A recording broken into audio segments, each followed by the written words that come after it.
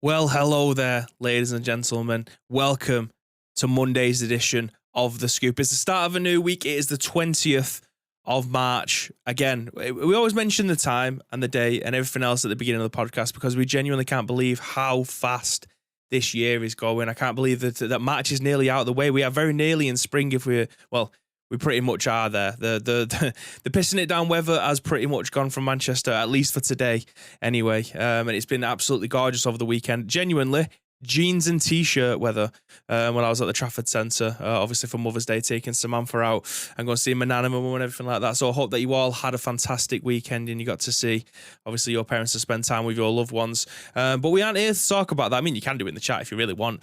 We're here to talk about video game news, and that's exactly what you're going to get today. From myself, I'm Bibi. I'm here at Ice Cream Uploads to bring you the biggest, the best, and the breaking video game news. And I hope that we're able to do that in a nice little package for you, as it is just me today. Graham isn't feeling too well, so it is just going to be me that's running you through the news today. So this is what we call a dollop. It's usually going to be around 40 minutes-ish worth of conversation. So I'm going to need your help today, guys. I'm going to need your help to give you, to listen to your thoughts and opinions. I can then give you my thoughts and opinions on top of your thoughts and opinions. And then we can turn this live show into a podcast, which we then, we distribute it out onto all of our podcast services, including Spotify, iTunes, not SoundCloud. It's on Anchor.fm, which has now been rebranded to Spotify Podcasts, I believe. So that's once again another asset that we're going to have to get sorted out and to change the one that we've actually we've just created, mentioning that we are available on Anchor.fm. As well as Amazon Music. That's a brand new one for us. And believe me, when I say that our progress in terms of our reach has been multiplied by 17,000 after moving away from SoundCloud. There was a very good servant for us. It was costing us a lot of money for what feels now like not a lot more than what we was receiving earlier. Phony says, oh God, Bibi's on his own. This could go terribly wrong. I agree, this could go terribly wrong. And it is actually quite dark in this room. I've got all of my lights on, barring the floodlight. So that's something that I might actually start accessing, because if I wasn't if I go into a dark web page or something like that rather than a light one, which I've obviously got because we're going to be going through the video game news very, very soon. I can't win in this room. Graham will tell you I either look even more paler than I am because I've got the white light all over me, or it's quite dark like this. But I mean, this kind of encapsulates I mean, that's my College of Winterhold hoodie that I've just placed on top of that. So I'll just take that. I mean, it's an advertisement for Insert Coin, if anything.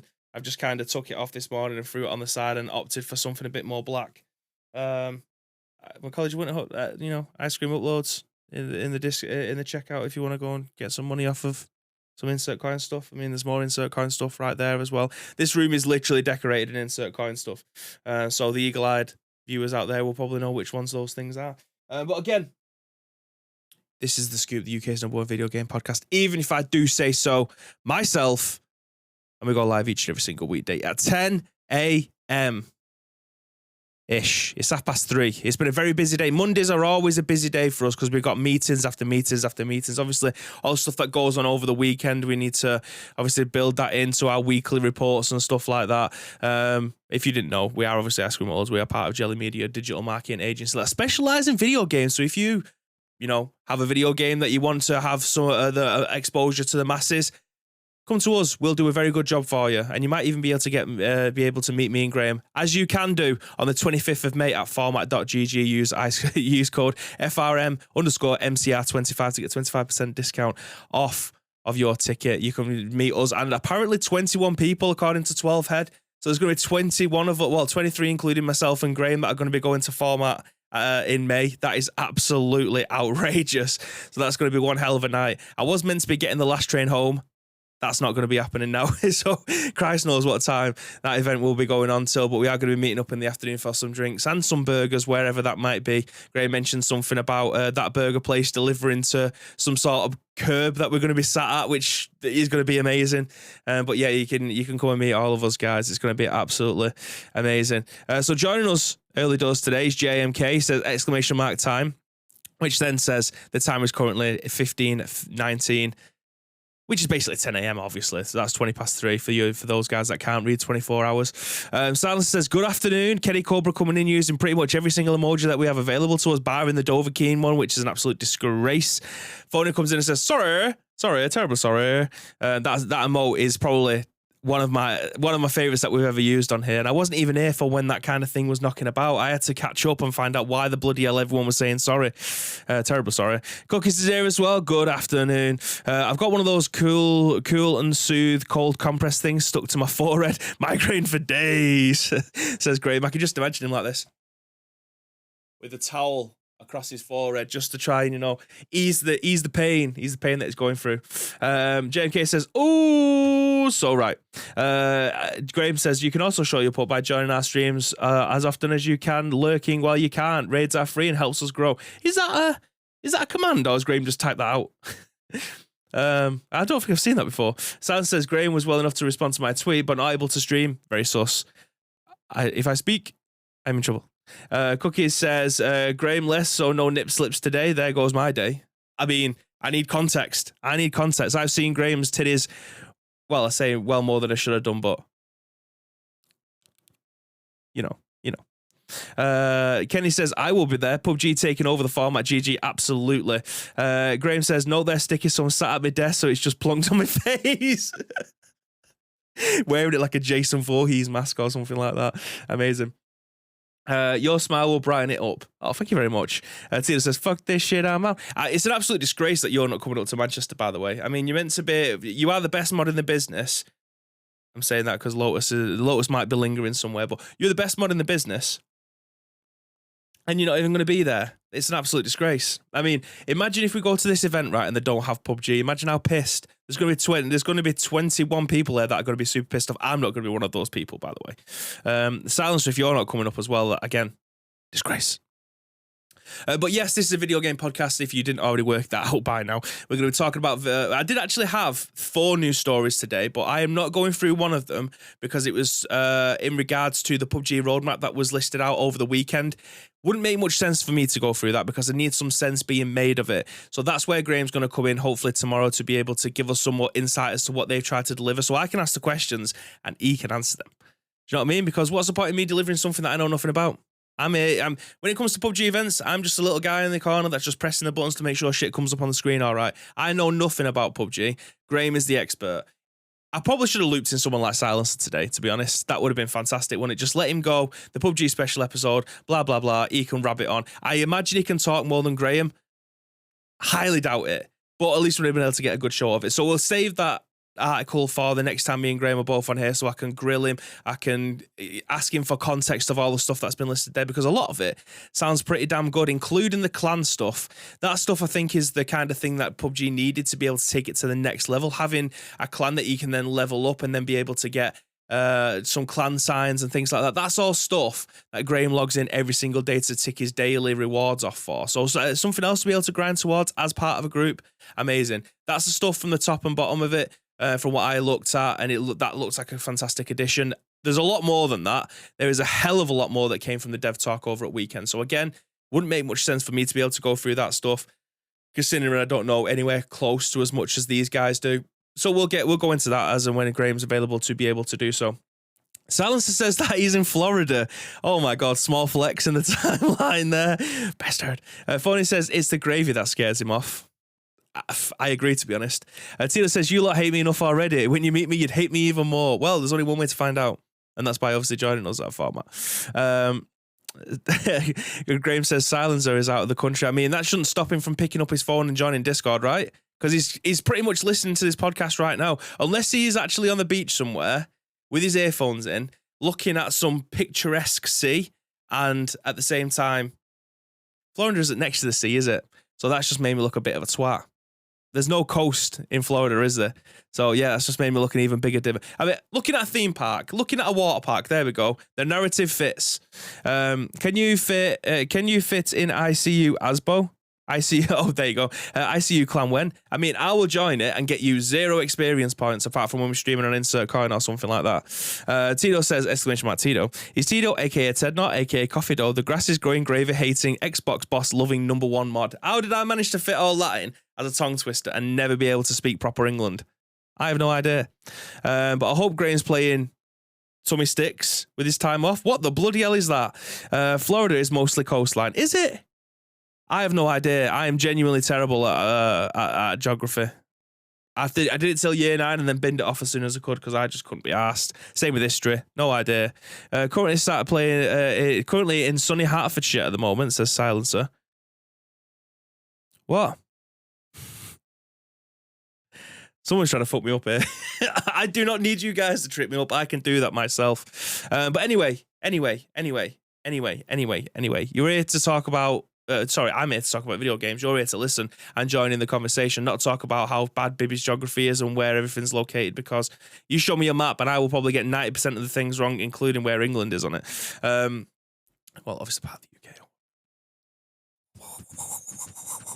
Let's talk about video games, shall we? Yeah, let's go and do that.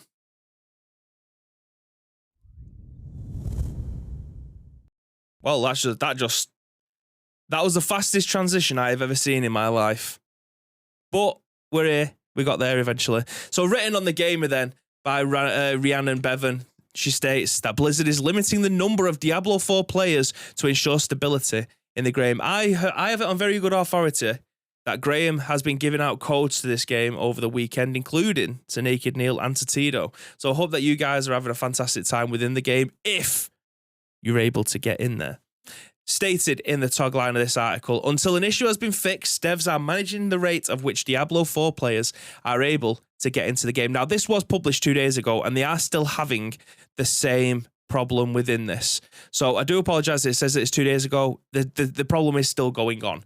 I just picked this one because it's on the game and we'd love to feature different article, different writers and publishers that, rather than just being the VGC show, we'd like to be able to go through and get some ideas from this one. But anyway, the Diablo 4 the Diablo 4 beta went live last night on Friday, and as predicted, a whole lot of fans are trying to get into at once. As we have come to expect from these huge live service releases, this resulted in incredibly long queues, with some fans being able to be given an estimated waiting time of more than 2 hours. Now it seems like we can expect those queue times to get even worse, at least temporarily.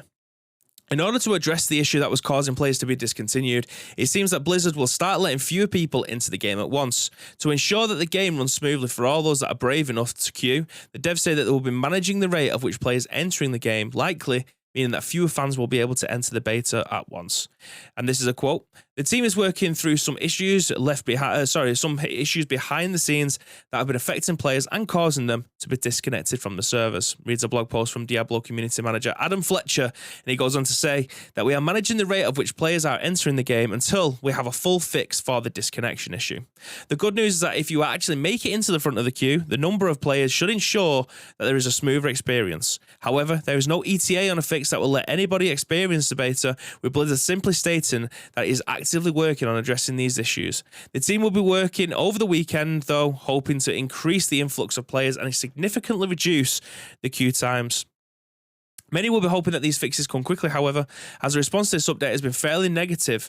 In the replies, fans worry about the state of the game going forward, since the beta's player base will only include those who pre-ordered Diablo 4. I will give you a little bit of context in that in a second, actually. Others are complaining that they have to queue even if they want to play offline, limiting their ability to play the single-player mode. In regards to this little bit here, I'll go back. This isn't part of the article. This is the article has not finished. But fans worry about the state of the game going forward, since the beta's player base will only include those that pre-ordered Diablo 4. That isn't necessarily true in the UK. Obviously, the gamer is actually based in the UK, but it isn't just going to feature people who have pre-ordered the game. 2 reasons. If you are an O2, you have the ability to be able to play this game. They had something going around where they're an affiliate with O2 and they're able to get some codes, which is obviously why Graham was able to give some out over the weekend, as he has friends and family who have O2 priority. Second thing is something that I saw from Chris Scullion over the weekend, and he said that if you pre-order on Amazon Diablo 4, you will get a code sent to you for the beta. Now, they don't actually take the money for the purchase until the game's released. So a lot of people would have gone onto Amazon, pre-ordered the game, got the beta key, installed it, then instantly cancelled the game after they've received the code. So a lot of people would have been doing these different ways of being able to get there. So it isn't technically true that only Diablo 4 players who actually have pre-ordered the game. I mean, yes and no, because people would have if they wanted the access to the game, would have obviously pre-ordered the game and then got it and then deactivated their pre-order. So yes and no, I agree with it, but at the same time, there is more than just the people who have pre-ordered the game that are able to have the beta access this weekend. So, I mean, did anyone expect anything less? And this isn't just a Diablo problem. This is every single time there is a beta release for a game, they're always going to have teething issues. This isn't going to be a reflection on the game as a whole. It is highly annoying that a lot of people who will be wanting to play the single player are having the same problems and having that digital handshake where they're able to have to queue just to be able to play as a solo player. That is so frustrating. As a predominantly single player when it comes to video games in myself, I don't play multiplayer games all that often anymore. Don't have the time. When I want to be able to play a game, I want to just be able to jump in and play it at my own pace rather than going, oh, are you jumping on tonight? Yeah, okay, we'll schedule it for 7 o'clock.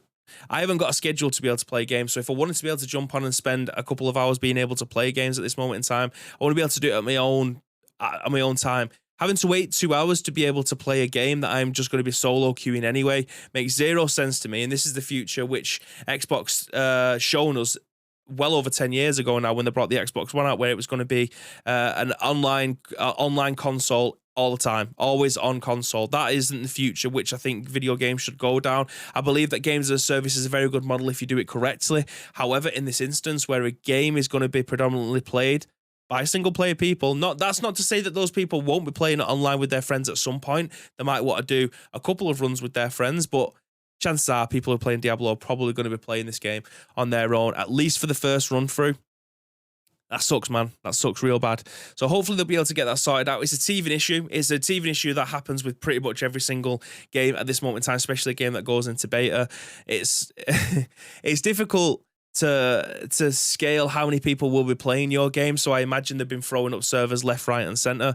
And then eventually when the beta ends, they'll just close them all down. I can guarantee that those servers will probably be available when the game launches as a full game, rather than just expecting the people who've played the beta to not come back.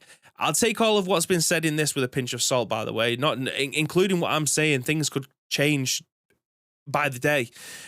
So the information that we've got at this moment in time is that they are obviously sorting out the player queues. They're trying to open more servers to reduce that time, but also at the same time reducing how many people can get onto the servers with the ones that are already there.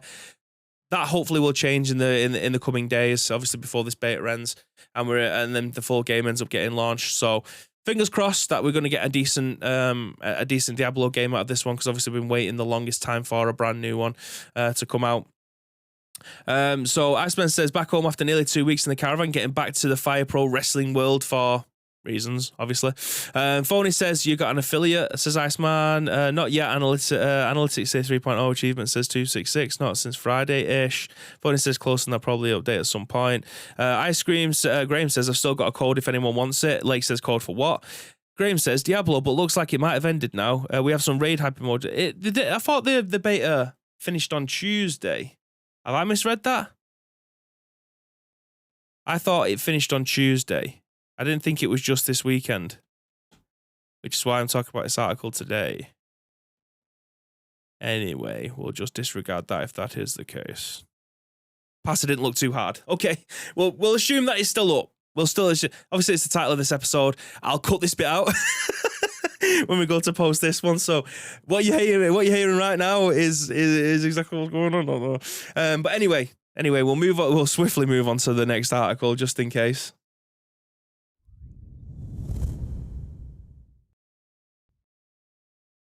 That's the fastest transition ever. But anyway, moving on.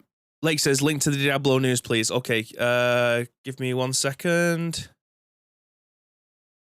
It's still live and ends in 3 hours and 15 minutes. Okay. Brilliant. So, yeah, it's still live. I genuinely thought it was tomorrow, the 21st. I've got a feeling that they might actually increase it, to be honest. I feel like they may end up increasing it because of how many people wouldn't have been able to get on it. But anyway, we'll come back to that. This has been written then by Tom Phillips over at Eurogamer, and he states that more 2K Lego racing game details have surfaced, and the tagline is Drive Time. Oh, okay. Graham says that the Diablo Early Access beta ends on the 20th, but the open beta is on the 24th, which is Friday, right? and that's open till Monday. Okay, yeah, so kind of still relevant because I think they'll still have the same teething issues 3 days apart. So yeah, anyway, you've got more details there. So moving into the body of this article then, further details of 2K's game's unannounced LEGO racing game has appeared online. This time, accompanied by official sounding title and a set of screenshots. The project is apparently tied to LEGO 2K Drive and reported features a short Mario Kart style races where your vehicle changes automatically across the terrain while driving. Interesting. Images posted to Reddit show courses of various LEGO themes, such as a race through the spooky biome. This is going to be another braid-headed situation in it, and an area that thinks like it looks like the Wild West. If a word of 2K LEGO racing game sounds familiar, that's because it tallies with previous reports from February 2022, which claimed that the WWE and NBA publisher was working on a series of LEGO sports titles. At the time, the report claimed that a partnership would begin with a football game developed by Sackboy, a big adventure studio, Sumo Digital, for a launch alongside the 2022 World Cup that clearly did not transpire. It says yet in here, but obviously the World Cup's been and gone, so that's probably not going to happen. Then there was word of an open world racing game for 2023 developed by 2K22 outfit Visual Concepts, which sounds like this. The report concluded by mentioning that the third sports title was also planned. 2K Games had yet to publicly announce a partnership with LEGO, but it would come in time when LEGO is known to be exploring big-budget video game possibilities beyond those of a typical line of licensed titles such as LEGO Star Wars The Skywalker Saga, which are made by British studio TT Games. Last year, LEGO announced a major partnership with Fortnite maker Epic Games, in fruits of which also remain under wraps. So it looks like we do have some screenshots. Oh, why isn't this working? What's this just opened up in? Oh, okay, just jump straight onto there. This is a Reddit page that says Lego 2K Drive PvP multiplayer game is a Mario Kart-like spin with a Lego classic Lego games we all know and love. There are many levels to choose from, ranging from 2 to 5 minute races, and include lap races, sprint races, and a load of other stuff as well. So screenshots of some intended stuff.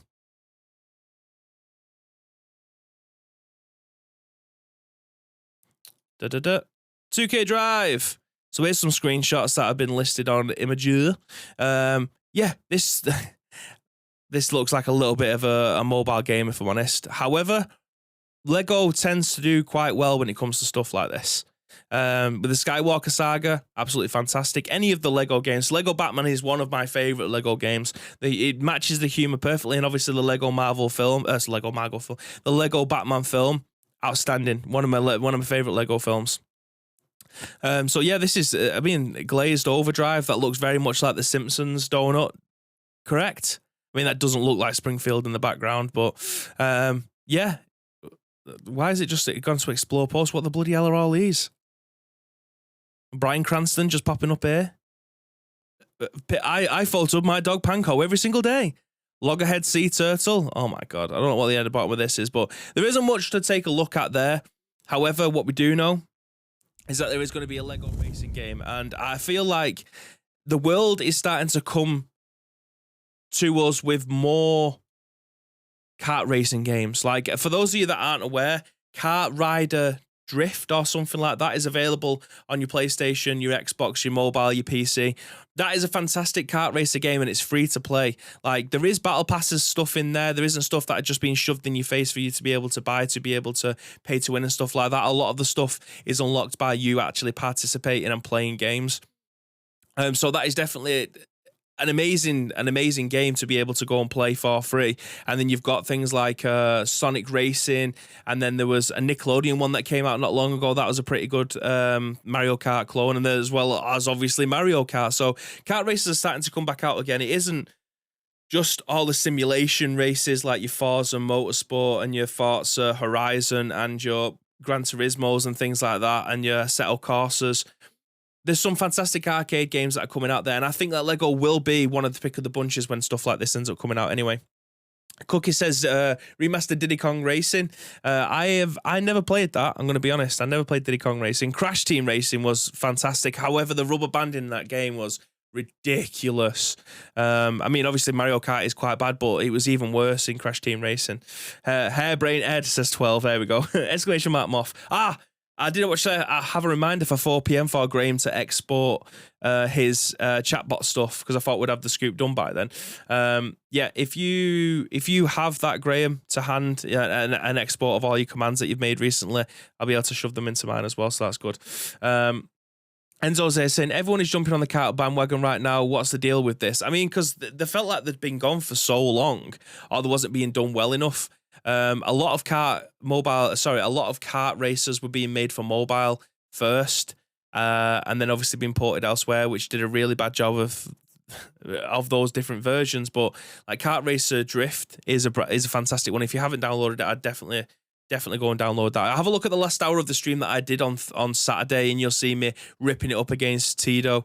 And obviously, if you go into Jenkins's chat, you'll see that the first two races, came second, then won the second one, then had to dip. Do you know what I mean? So I've got a knack for playing kart races. I don't understand why. I just got a real knack of just picking up a controller and absolutely dominating the racetrack in kart races. That is a throwdown, by the way. If anyone wants to obviously play Kart Racer Drift, let me know, and we'll get some community events going. You can have 8 people in a race. So if anyone wants to bring it, come at me, bro.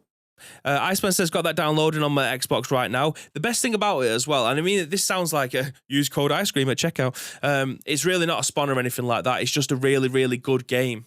And it's free to play, so there's really no strings attached with this one. The fact that your mobile account, your Xbox, your PC, and your PlayStation account are all one account, if you set it up like that. So if I'm playing downstairs, I'm using my Razer Kishi controller on my mobile, and then I can come upstairs and join games on my PlayStation 5 and stuff. If you set it up like that using an Nexon account, you are good to go. Bear that in mind when you're setting up your account for the first time, by the way. Enzo says, I've heard that you're a terrible driver as well. I have never crashed my car, so judge that how you will. I've been driving for nearly 5 years. 12 says, bet you take your own helmet when you go to do go-karting. Actually, no, I've been go-karting twice in my life. Once when I was in Mellier, and the second time in Manchester at I don't know what it's called. It's in the Printworks. Oh, it's under the Printworks, shall we say. I can't remember what it's called, but it's like one of those ones that are all over the country. It's like a franchise or whatever. And I'm not going to say I was shit, but I was too long for the car. So when I'm sat down, my legs are above the pedals, but the steering wheel is just above my knees, so I can't move my knees up to my chest. It was shit. I hated it. But the one in Malia was absolutely amazing. But yeah, I think I was too tall for the karts because I just couldn't. It felt like my knees were about to break in half. Anyway, I wish it was better, but here we are. Everyone's just, what else have I got? It's near Yorkshire man's house. Trying to remember how I recreated the old British wrestling matches in Fire Pro. I did it last year. Went go-karting once, looked like a Donkey Kong car, says Tito. Too long for the kart. What height are you? 6'1". 6'1". So my legs were, the pedals, I don't know if it's something that they have to do, and I should have just said, can you move the pedals back? I don't know if someone who'd been a lot smaller than me was in there first, but the pedals were too close to me, but I couldn't lift my legs. I couldn't bend my leg. Like when you sat in a car, you're obviously sat like I'm sitting on this chair now, and you can move the chair back and forward as to the distance of it. But it's as if the chair was right up close to the steering wheel, and there wasn't enough room for you to be able to put your legs. If there was a little slider thing underneath the chair for you to be able to push the chair back, that'd have been perfect. But I couldn't see a lever or anything like that. And the guys had already gone. They're coming to check your belt. And then that was it. It was gone. Looks like a tall guy in The Simpsons who was too tall for his car. Not necessarily. I can hear people shouting outside. What's this lever on my chair here? There's a little... I'm just twisting that, and I think I might end up falling off it. There's a lever on the bottom of my chair here. I haven't necessarily seen what that is yet. Oh, God. Okay, I'm not going to touch that. But yeah, I can't remember what the name of the team sport, I think it's called, in Manchester.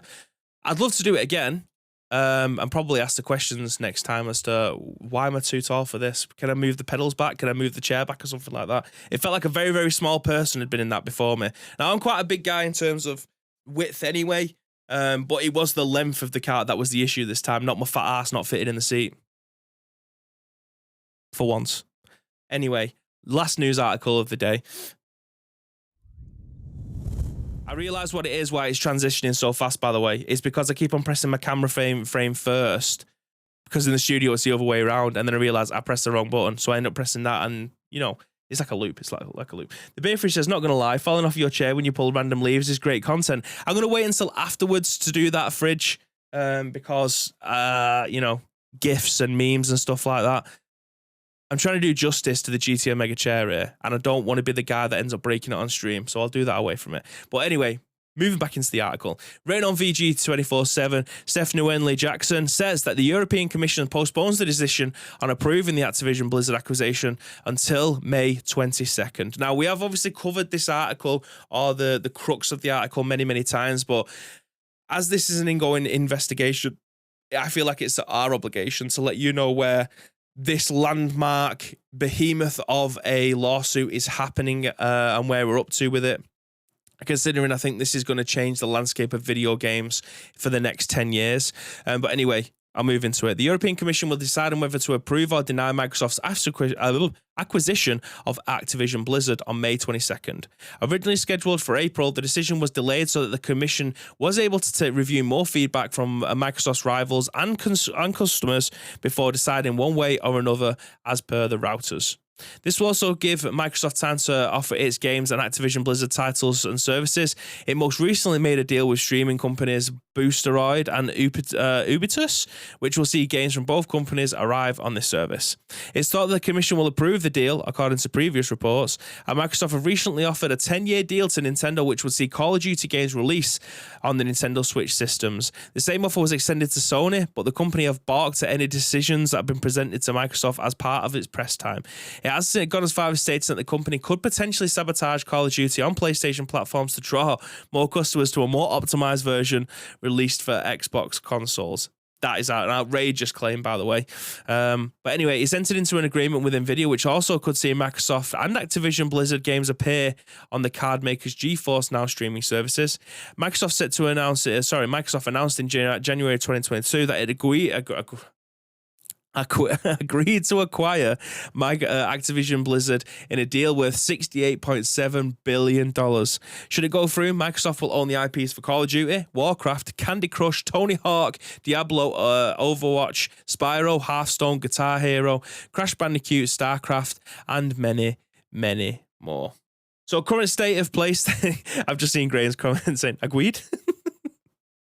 But yeah, they've agreed that this is going to obviously be taking place on May 22nd, which coincidentally gives Microsoft more time to make more use of them offering instances to other publishers to go, we're easy to work with.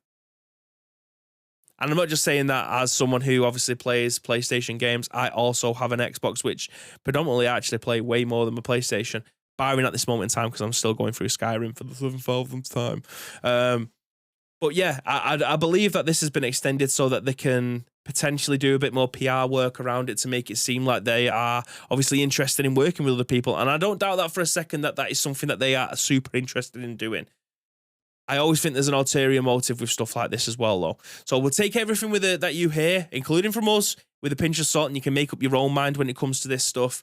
We invite you to actually do that. We invite you to give your thoughts and opinions on matters like this one, because obviously it helps shape our shows and the way that we like to be able to present this information to you, to try and get all sides of the story rather than just speaking from our own experiences or speaking from our own, we're using our own opinions. Our opinions are not facts. We can only give you our thoughts and impressions based on the information that we receive. If no one gives us the other side of the story, and I'm talking about facts of the other side of the story, your opinion matters, but it isn't necessarily a fact, unless it is a fact. Always remember that one.